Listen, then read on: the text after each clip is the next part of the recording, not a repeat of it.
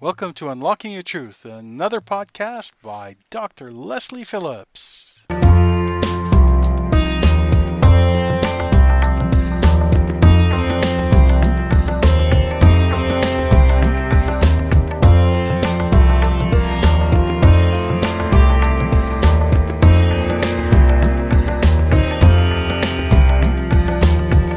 Hello, listeners, and welcome to another edition of Unlocking Your Truth with Dr. Leslie and with Corey. Corey usually likes to say hello at this point. Oh, hello, everybody. No, I've got you in both ears for some reason. Well, Unlocking Your Truth, if you don't know, is a talk show. We broadcast on 101.7 FM across the Fraser Valley from the unceded territory of the Stolo Nation. We also post the podcast of the show on drlesliephillips.com, and we've recently started live streaming on our Facebook group, Awaken Your Psychic Abilities. Unlocking Your Truth is a talk show about metaphysics and spirituality, and every week we have a different topic, and we really like to educate and inspire you under that general umbrella. And we love when you post your questions and when you send in your questions to us. So tonight's show, the topic that we've selected is top 10 questions about spirit guides. And if your question about spirit guides isn't amongst my top 10 questions list, then I invite you to, if you're live streaming on Facebook, to post your questions in the comments underneath the live stream. And if you're listening in any other way, you can email info@drlesliephillips.com. Yay. So my very first question that I'm going to answer is, what are spirit guides? Those are people that guide spirits around. No. Bartenders. No. But those are both very good answers. Spirit guides, in a nutshell, are non-physical beings, or they tend to be non-physical beings that support us in our evolution. And they either do it with us on an individual basis, or even on a planetary basis, or a species level basis. Now, I just use the term non-physical beings, which means beings without bodies. It's actually is also possible for somebody who's in a body to be to act kind of like a spirit guide. And so, for example, if you have like an ascended master who is alive on the planet in a physical body, they are so spiritually aware, it's actually also possible for them to be guiding people and communicating with people as spirit that way as well. So that's question number one. Now, question number two, what are some examples of spirit guides? What do you think, Corey? What are some examples of spirit guides? Oh, all kinds. Healing guides. All kinds. Anything that you need, you could have a spirit guide for. Yeah, that's true. Anything you need. Masters, archetypes. I know the listeners will probably laugh at this one. Big Bird, because Big Bird's one of my spirit guides. Sesame Street Big Bird. So you're right, like ascended masters. And these ascended masters are beings who are very evolved and enlightened, who have previously lived in a body on planet Earth, usually many bodies, because it takes a process of multiple incarnations to reach that level of enlightenment. Ascended masters are people like Jesus, Muhammad, Buddha, and others who've had the experience of being in a physical body and who are and have mastered the physical realm. So they are really wonderful for us to talk to about our human experience and how to be alive in a physical body, be a spiritual consciousness alive in a physical body, and how to handle all the stuff that goes on here. Angels is another type of being that can be a spirit guide. And angels, while they can have physical manifestations, they're on a different evolutionary track. And their evolutionary track does not involve having a physical body. So they are non-physical beings who've never lived a lifetime in a physical body. Now, there are some exceptions also to that, which are that they can manifest in a physical form in order to help somebody, for example. But they're not on the same evolutionary track as we and our ascended masters, because their focus is on the non-physical. Now, galactic beings, highly evolved species, so beings who have lived lifetimes in other realities on other planets and who have gone through the awakening process and therefore know a bit more than we do about what we're going through. And especially at the moment, because the Earth is going through such a massive shift, there are many of these galactic beings available to help us, and there are different ones from different planetary systems, like the Pleiadians, the Arcturians, the Sirians, the Essassani, and others. There's lots of them about, and they're all many of them very focused on us at the moment. Is there a question, Corey? Yes, I have a question. Yes. So does a spirit guide have to be in spirit to be a spirit guide? Is that it? Or are you talking, when you talk about the Pleiadians and people on other planets, are you talking civilizations on other planets, people that have passed on? So in our linear human way of thinking, we think you are either in spirit or not in spirit, when the truth of the matter is you're in spirit all the time. You are a multi-dimensional consciousness, and a physical incarnation is just one aspect of a multi-dimensional consciousness. So we're all in spirit all the time, actually, and then we have these things called incarnations, and we encase our consciousness in them, and then we can only see things in a certain, narrow perspective that comes through being in the physical body. So I don't use the strict definition of in spirit versus not in spirit necessarily. But these are beings that have access to their multi-dimensional consciousness in a way which is beyond our current imagination. Let's say it that way. Oh, good answer. So, and then let's talk about, still answering this question of what are some examples of guides, animal totems. Animal totems. And I think of that more like in a way, the collective energy of a species, because all animals have certain characteristics. You can think about, the squirrel gathering their nuts and burying their nuts. You can think about... like a rabbit today. Yes, you can think about the beaver building a dam, or the lioness hunting. Different animals have different characters and characteristics, and which we can learn from and which can reflect back at us certain aspects of our own character. So animals can serve as guides to humans as well, by showing up in our reality and teaching us different things. Yeah.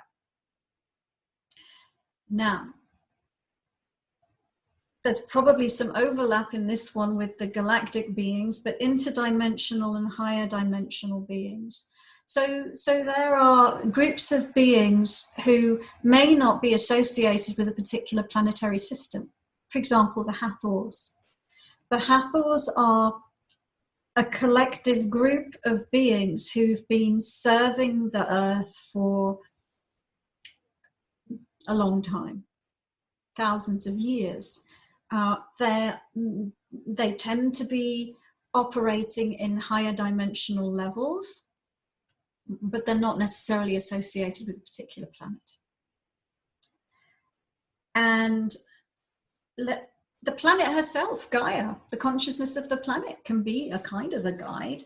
You can communicate and get information with the planetary consciousness.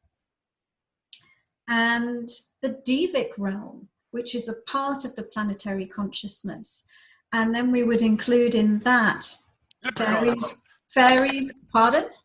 Leprechauns, elves, brownies, sprites, you name it, all of the nereids, ungines, different kinds of nature spirits. And then other sort of groupings of collective consciousness. And when I'm saying groupings of collective consciousness, sometimes some of these channeled entities are a group consciousness as opposed to an individual consciousness.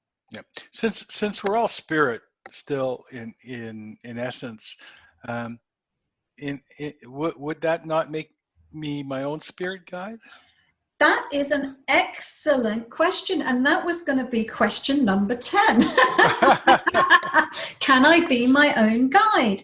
And the answer to that is absolutely. And actually, sometimes when a guide shows up, it's just another aspect of your own consciousness. Your future self can be a guide to you. Another personality that is one of your personalities can be a guide to you. Your higher self, your soul, your oversoul are always guiding you. Your inner voice is always talking to you. And so absolutely, other aspects of your own multidimensional consciousness can be your guides and often are your guides. And it's actually in some cases where people are channeling higher consciousness, they're channeling an aspect of themselves. Sometimes not, but sometimes they actually are. So that's a really good question. I know my sister, I did some healing, like an internal healing workshop with myself once. And I had screens up, huge screens. And my healing guides showed up there. And one of them was my sister, who's still in body. And it was very interesting that because we don't have a great relationship, but yet she turned up as my healing guide. Well, and actually, if you want to take it to that level, everyone that shows up in your life can act as a guide, because everyone that shows up in your life is reflecting something back at you. Right?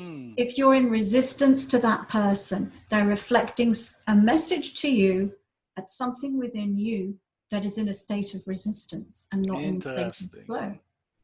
So we can look at everybody, and every situation in our lives as offering us guidance and opportunities for healing.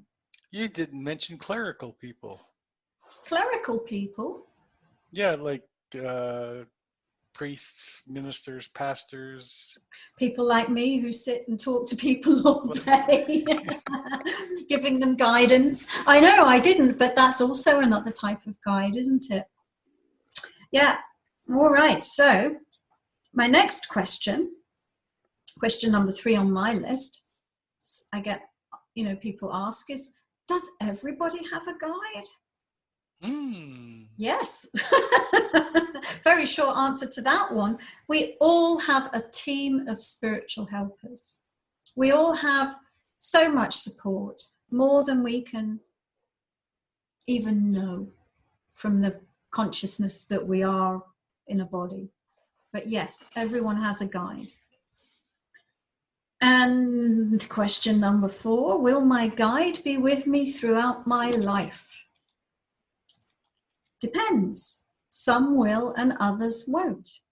So some guides, and we label these as guardian angels sometimes, they are guides that oversee the entire lifetime. In fact, there are guides who will oversee you through all your incarnations.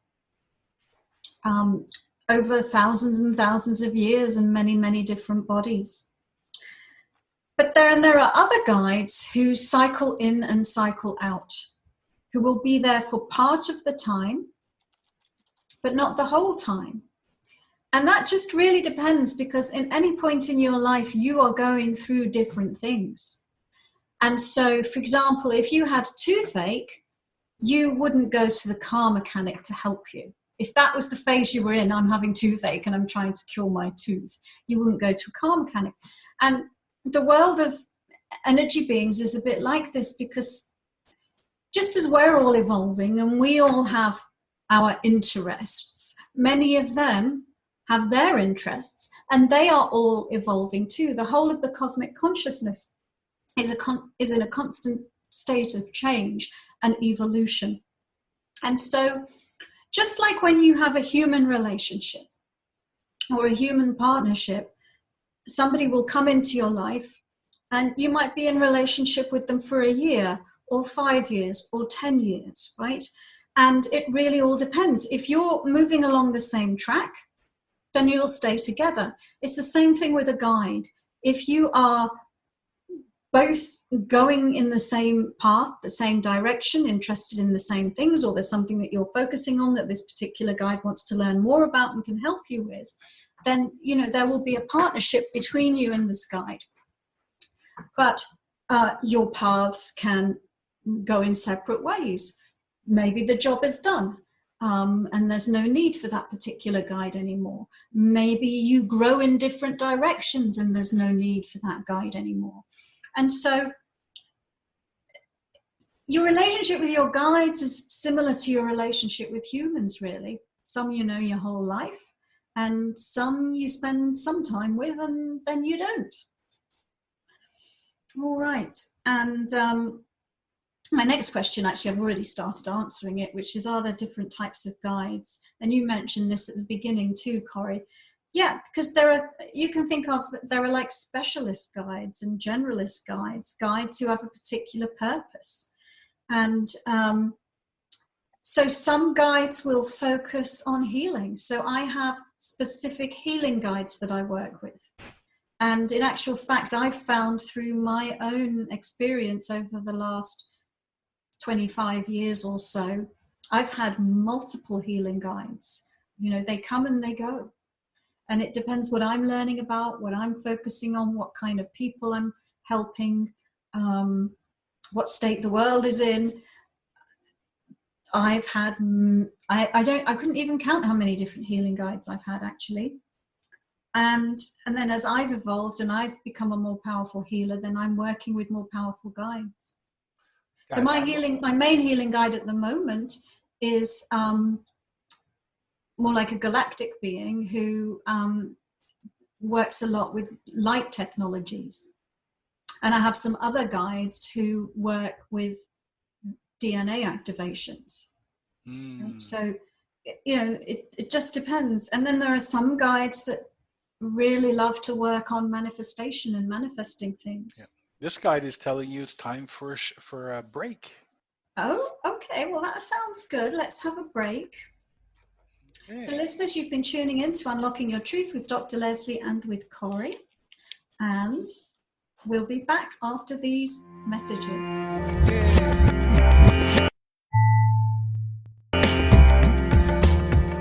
Welcome back, listeners. You are tuning in to Unlocking Your Truth with Dr. Leslie and Corey. That's me.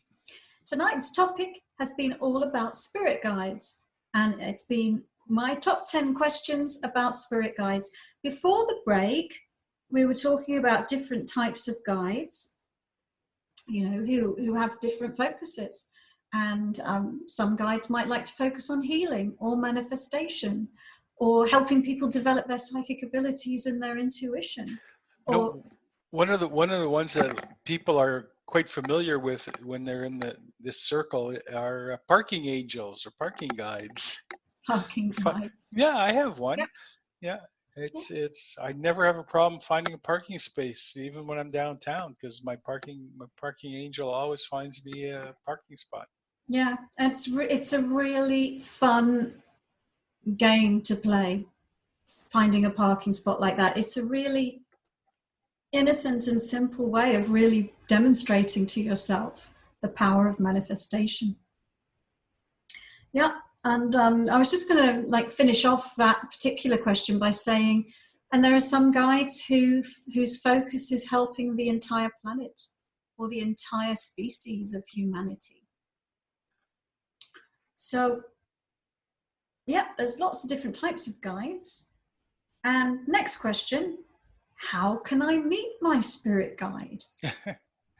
On one level, well, you've already known them and you've already met them, they're your spirit guide. But consciously, how might I consciously be aware of my spirit guide? And sometimes things happen to people that like they might happen in a dream. They might meet up with a guide in a dream. Or there might be some signs that show up in physical reality. Like I heard that it's common for people who are focused on communicating with angels to have feathers floating into their life, which is funny to me because actually in reality angels don't have wings at all.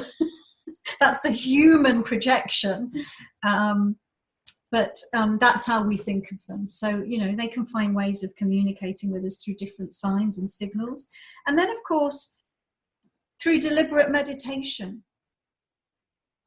And I mean, I guess sometimes you can be in a group meditation, you might just be focusing on mantras or chanting, and because you get yourself into a heightened state of receptivity, you suddenly become aware of guides and energy beings.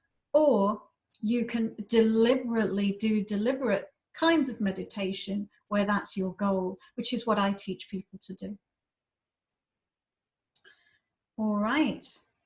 How can I communicate with my spirit guide? That's a good one. A lot of people want to know that. I'm going to give two answers. One is by developing your psychic abilities. And really what that does is it validates that you are communicating with your spirit guide, because you can see them, you can hear them, you can sense them, you know what the conversation is. But then I would always say also that they always hear you. You might not hear them, but they always hear you. So if you have something that you want to say to your guide, or just even ask them, reveal yourself, or, talk to me, or help me find an answer to this question, whether you're aware of your guides or not, they're aware of you always. And then they will, assist you with what you're asking about. But if you want to be able to be aware of them, develop your psychic abilities, because then you will be able to see them with your clairvoyance, hear them with your clairaudience, and know them with your knowingness and your claircognizance. Okay, and then the flip side of that question is, why can't I connect with my guides? Why I want this, and why isn't it happening? That's interesting. You know what? I know I've met a lot of people who haven't connected with their guides. I met a lot of people who'd like to connect with the guides, but I don't think I've ever met anybody that couldn't connect with a guide. That's interesting. Yeah, I have lots of people who come to me and want to and can't, and then I help them to do it. Yeah. So I'm not saying that it's possible for everyone to do it, but some people are at the point in their experience where it's not happening and they're wondering why not. And it's really all of the same reasons that I would say to someone who says, why can't I tap into my psychic abilities? It could be that you're really busy focused on physical reality and physical life, that you don't have the bandwidth to or the quiet, the peace and quiet to turn within and to turn into those more subtle signals. If you're super busy all day and exhausted in the evening, it's not happening for you because of that busyness, and you might just need to set time aside for some quiet time, some peace and quiet for you to just focus on your inner spiritual life and spiritual world. And and all the other dominant factors of being in a human body, the emotions, the thought patterns, and all of that. And there can be things like beliefs, limiting beliefs. Say you were brought up in a family where talking to spirit guides was evil. You might be really afraid and block yourself, for example. So there can be lots of reasons why it's not happening, but there's no reason that's insurmountable. That's interesting, because in a lot of religious areas, or in different religions, that you're absolutely right. It would be, no, you can't do that. You can't speak to your spirit guides because they don't exist. But yet they believe in angels and all kinds of other things that you pray, you do this, but yet spirit guides are a no-no. Yeah, and it's really, for our human understanding, we like to categorize things and put them in boxes, and label them good or bad, when really it's just the cosmic consciousness in its different infinite expressions of itself. Yeah. Sophie says that self-doubt from hearing your guides or not. So I think that's the intellect, Sophie. Yeah. So what happens is we get the intuition, we get the insight, and then we immediately pass it through the intellectual mind, and the intellectual mind starts doubting, saying we imagined it, we made it up, it can't be true. And so what you have to do is you have to learn how to bypass the intellect, basically. The intellect is of the body. The intellect is of the body, and you are spirit. You are spirit. The intellect's the highest vibration of the body, but you have a much higher vibration than that. And all of your spiritual abilities, your psychic senses, have a higher vibration than that. And so, but we're so trained into our intellect, into our thinking brain, all our education systems get us to do that. It helps us in physical life, but it can be a limit when it comes to this spiritual stuff and this psychic stuff. Yes. So I got one more question on my list of 10. And that is, how can I tell the difference between a good spirit guide and a bad spirit guide? A positive entity that wants to support me versus some kind of negative entity that wants to trick me. And I can give you lots of answers to this. And one of them is develop your psychic abilities and so on and so forth. But I'm going to give you a little tip here. A little law of the psychic universe. If you're aware of an energy being and you think it might be your guide, the way to test it is this. Ask them 3 times the same question over and over again. Ask them if they serve the light, and if they're in alignment with God or source energy, whatever your word is for that. So are you in alignment with the light? Do you serve the light? Are you in alignment with God? Do you serve the light? Are you in alignment with God? Do you serve the light? Are you in alignment with God? If you ask that 3 times, they can't lie. They can't lie, and you will know at that point, because the being will sort of disappear and fizzle into the background, or it will become very obvious that that's not a beneficial being. If it is a beneficial being, it will be very obvious because they'll still be there, all bright and shiny and lovely. So I have a question about that. Good. And I've heard that before many times, and in when I was deep in religion, it was I was told, if you get something that comes to visit you, like a visitation of any sort, ask the question, and that whoever or whatever comes to visit cannot lie to you. So why is that? Why can spirit not lie? That's a good question. And I thought so. And spirit can lie. Spirit can lie, and they can deceive, but I don't think they can lie. But in asking that question multiple times, then I'm going to go into trance a little bit to answer that question.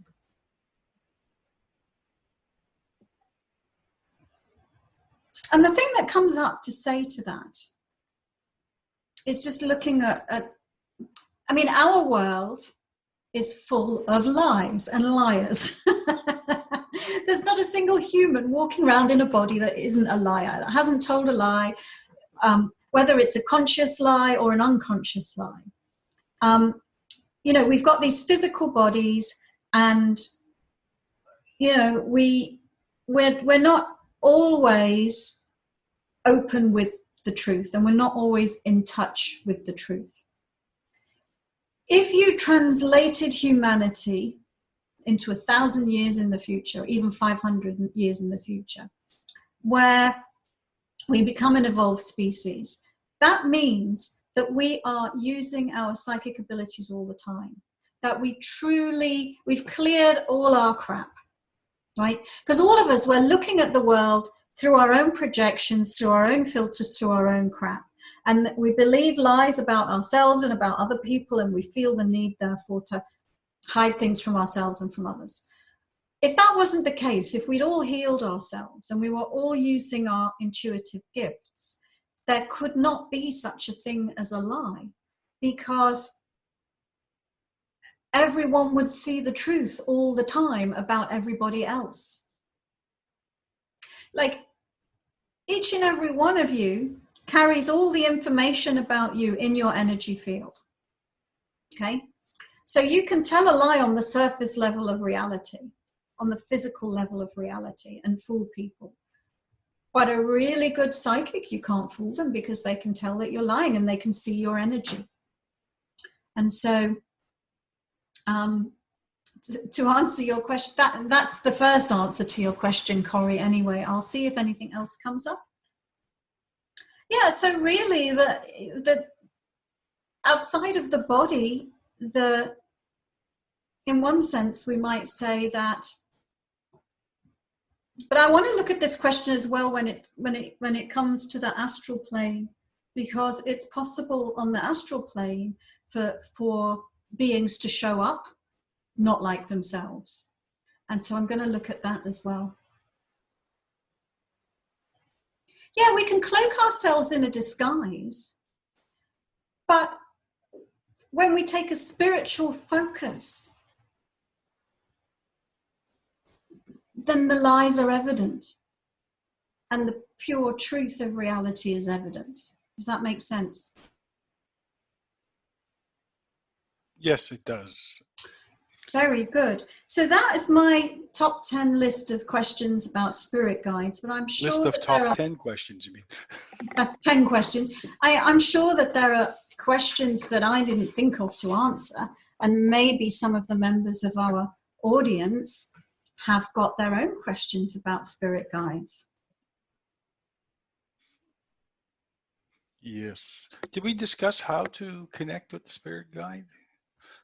Do you have a meditation for that, or? I have, in one of my Akashic Adventures, which are these 2-hour workshops that are available on my website, there's one that gives you 3 meditation experiences to meet your guides. And one of them is to meet an angel. One of them is to meet an ascended master, I think, and the other one is to meet an animal guide. So that's a really good workshop, and it's inexpensive. And that's on my website, I think, under workshops. So and I have another meditation. If I'm training someone to communicate with their spirit guide, then I have another meditation that I take them through, but I train them a little bit in their clairvoyance first, and I train them a little bit in their energy field first. But basically what we do is we have the healing guide stand in front of them at the edge of their energy field. So that's a question that Sophie wants to know. Do you need to be clairvoyant or clairsentient to hear your guides? Okay, the short answer to that is no, but let me explain. Clairvoyant is the ability to see as spirit. So if you want to see your guides, you develop your clairvoyance. Clairsentience means clear feeling. It has to do with the emotions and body-spirit communication. Clairaudience is the ability to hear your guides. So there's different ways you can communicate with your guides. If you develop your clairaudience, you can hear them as spirit. If you develop your clairvoyance, you can see them as spirit. Yes, but we all have psychic abilities, so everybody can essentially see their guides or hear their guides. Communicate with their guides. Yes. Yeah. But I would say, I mean, okay, let me just qualify that Sophie's question a little bit. There are lots of examples. I'm sure if you go Googling on the internet, you can find lots of examples of people who are talking about physical signs that appear in their life that mean their guides are talking to them. I use that example of people who want their angels to communicate with them, and then they see a feather show up in their reality. So we could say that's a kind of communication, but it's a communication on the physical level. And it's so much richer experience to learn to communicate with them on a spiritual level. The other example that's really common is people seeing sequences of numbers. And, again, if you Google, what does it mean if I see 11111 or 555, then a lot of people will say, well, that's your guides who are talking to you. I see those really as awakening codes, triggers that you are in the process of a spiritual awakening. Well, listeners, you've been tuning in to Unlocking Your Truth with Dr. Leslie and with Corey. It's time for another break. We will be back shortly after these messages.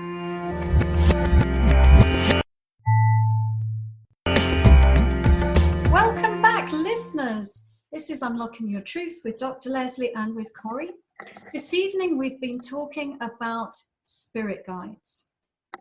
And it's the time in the show where we like to open up to our listeners' questions. So if you have a question and you are watching the live stream, you can post your question now in the comments box. If you're listening in any other fashion, you can email info@drlesliephillips.com. And Corey's there managing all the questions. So I have a question from James, and James says, why do I seem to only see and hear my guides in times of extreme danger or extreme trauma? That's a really good question, James. We're going to have another one from Sophie afterwards. Yeah, I'll take a look at that question. I'm going to just share an anecdotal experience of my own, though. Oh, boy. Because years ago, probably I'm aging myself here, but maybe even as long as 30 years ago, I injured my back so badly that I couldn't walk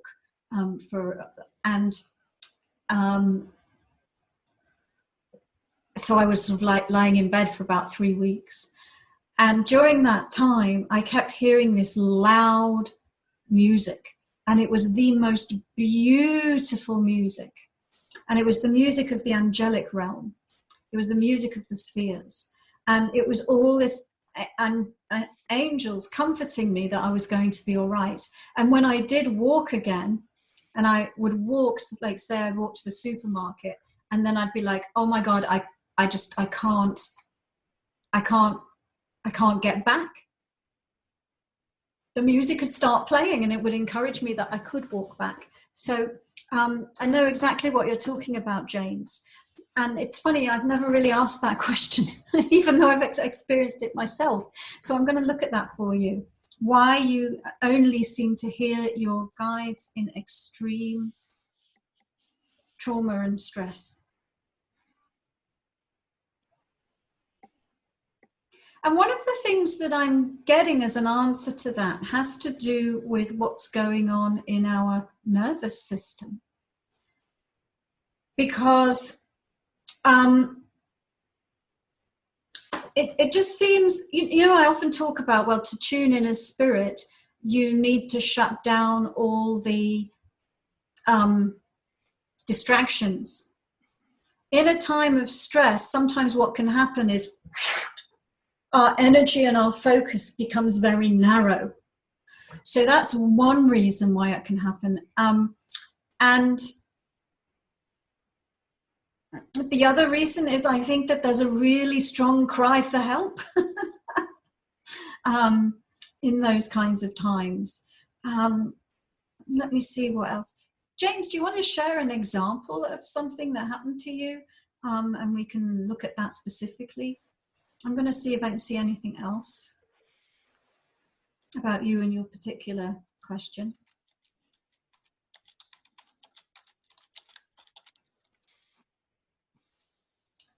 Yeah, it seems like sometimes in extreme, it's like the body's not behaving in the same way it normally does. The brain's not behaving in the same way it normally does.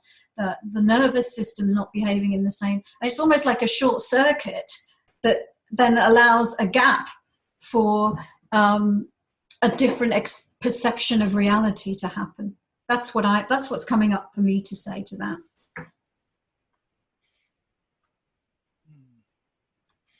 Well, James hasn't gotten back with an example, but Sophie has a question. We'll wait for James.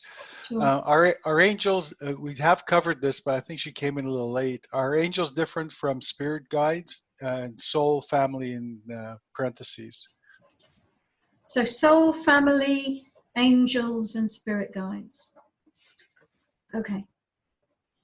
So angels are non-physical beings who are on a separate evolutionary path to what we might label as certain other types of spirit guides, and I'll explain what I mean in a moment. So angels haven't had a physical body. They're evolving in a different way than the beings who are choosing to have a physical body. But they are supporting the evolution and the expansion of the cosmic consciousness. And the ones who focus here with us on Earth have a particular focus on helping humanity as well. Spirit guides, ascended masters, spirit guides are often beings who have had a physical body, but then have evolved to the point beyond needing to be, and they've made a decision. They've had a level of spiritual awakening and made a decision that they're going to support humanity from the perspective of spirit, as opposed to necessarily being in a physical body. Although there are ones in a physical body as well. Like an ascended master can ascend in his physical body and be assisting people as a guide while they have a body. So I would distinguish between angels and maybe a lot of other spirit guides just by saying it's a different evolutionary path. One's focused on having a body and the other one hasn't. And then soul family is a different thing altogether. So I think of your soul family as the group of souls that are most closely connected to you, and that the people in your soul, members of your soul group, are often creating their physical bodies in the world at the same time that you are. So you're traveling through reality together. You're creating physical bodies together. You know, you knew each other in the Renaissance. You knew each other in ancient Rome. You know each other today, for example. That's more like I think of the soul family as a group of closely connected souls who are helping each other in their evolvement. And yes, maybe you could say that they're acting as guides for one another. We have an email question that flows with this, and this is from a lady, and she says, children and the spiritual world. She says, this is a personal issue she's had. I believe something in my home is terrorizing my 3-year-old son, and he often complains of shadows. I've even recorded a video of 2 orbs seeming to attack or pick at him in the middle of the night, and she records that on her baby monitor. Okay, so I will look at that. I think that's a really good question, and I think we might do an entire show about children in the spiritual world. Mm-hmm. We've only ever done one show on children before, and so I think that might be a really good idea, but I will take a look for this lady and take a look at what's happening with her 3-year-old son.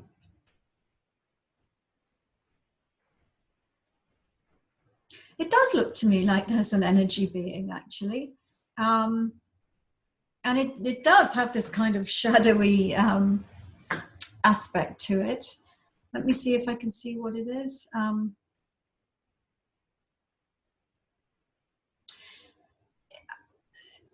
It looks like an annoying being, but the big picture is it's teaching him about to stand in his own power.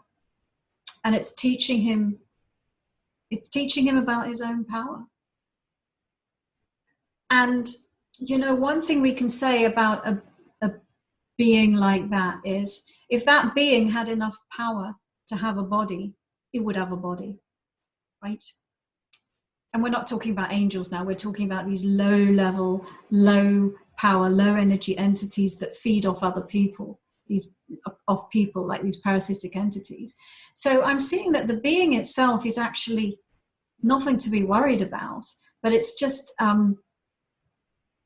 it is sort of like shadowy and in the shadows, but it's an opportunity to, I guess, talk to your son about how brave he is, how courageous he is, how powerful he is, how strong he is, and how much light he has, because he has a lot of light, and this being is just like a little dark shadow.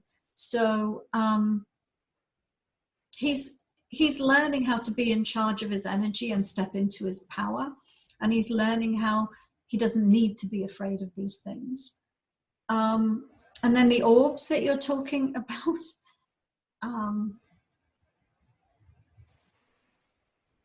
that's an interesting one too.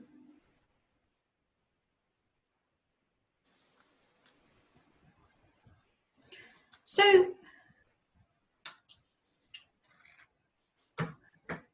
might have to take a moment to just be a little bit quiet and look at this.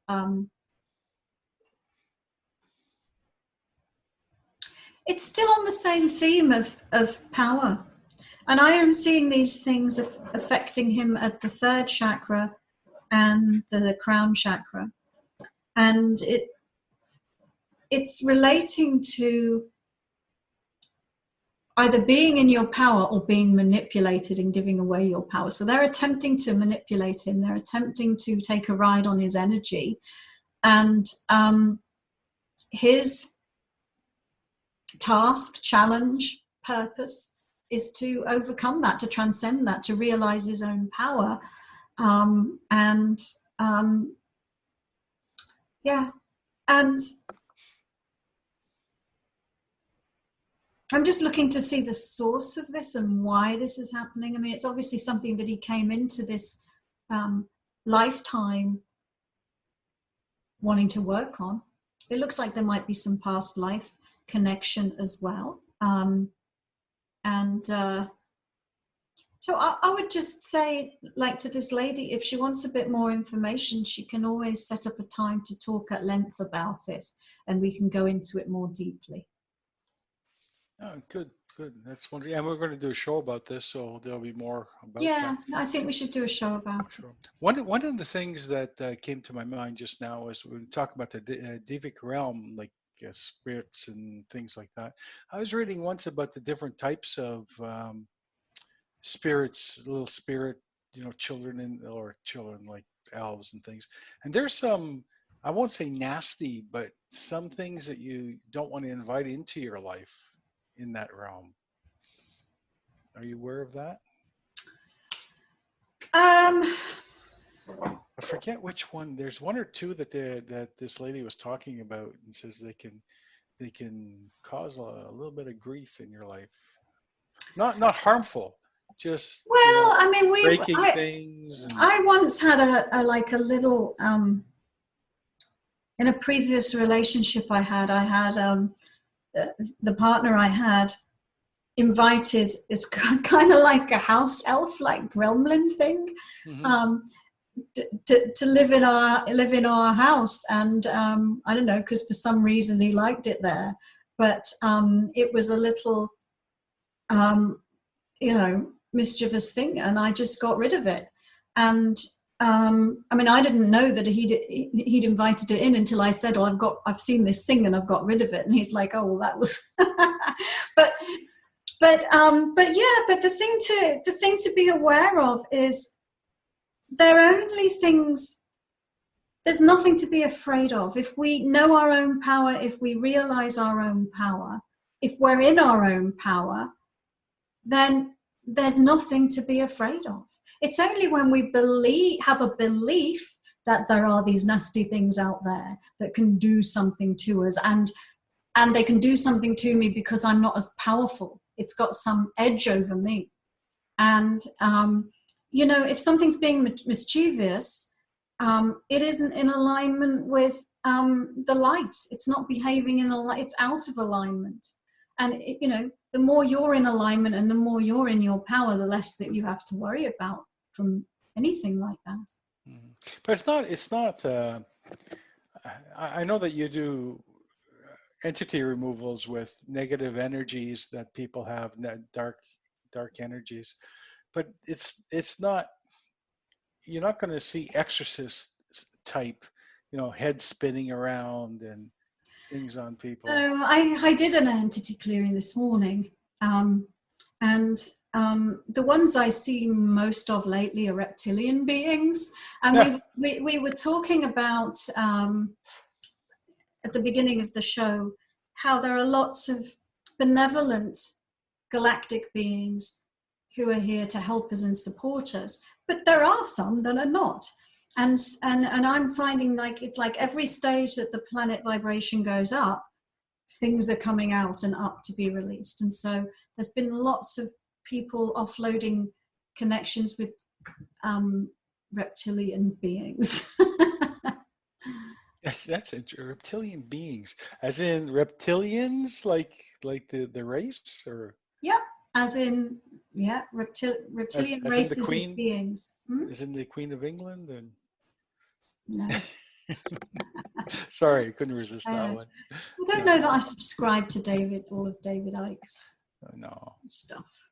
No. It's interesting when you get, but back to, I guess, the base topic that we're talking about, spirit guides. Spirit guides, I had a friend of mine years ago, and she used to have Jesus Christ come and sit on her bed at night and be in the room, and it was only in her bedroom. He wouldn't go in anywhere else in the house. So she used to sleep on the couch because she could not sleep while he was there, because it was such a bright and energetic thing. But like I told her, I said, you've got to be inviting him in, because if you're not inviting him in, he's not going to show up. I always meet him on a park bench. I meet him at the beach. Yeah. So he laughs at me. Yeah, he does. He laughs at me. He's very succinct with me whenever I ask him for anything. Like, I'll go into a meditation and I'll just ask, and he shows up on the beach. He walks towards me on the beach wearing white robes, comes up, and he gives me an answer. Boom, straight off. Like, that's the answer. Now go away. And maybe that's one thing that we should talk about. We've talked about ascended masters, but they are at the level of service that they are available to the whole of humanity, and we can each have our personal relationship with them. So Corey can be talking to Jesus at the same time as I'm talking to Jesus, at the same time as everyone else is having their own private conversation. No time and space. Ascended master being. Yeah, no time and space in that. And they don't belong to particular religions, even though we've associated them with. They're all available to everyone, right? Muhammad, Buddha, Jesus. Great show, Dr. Leslie. Unfortunately, it's time to say goodnight. Yes. Well, thank you so much for those of you who joined us for unlocking your truth this evening. And we're back on schedule. We're here every Tuesday from 7 to 8 Pacific time on 101.7 FM and live streaming on our Awaken Your Psychic Abilities Facebook group. We'll see you next Tuesday at 7 Pacific time.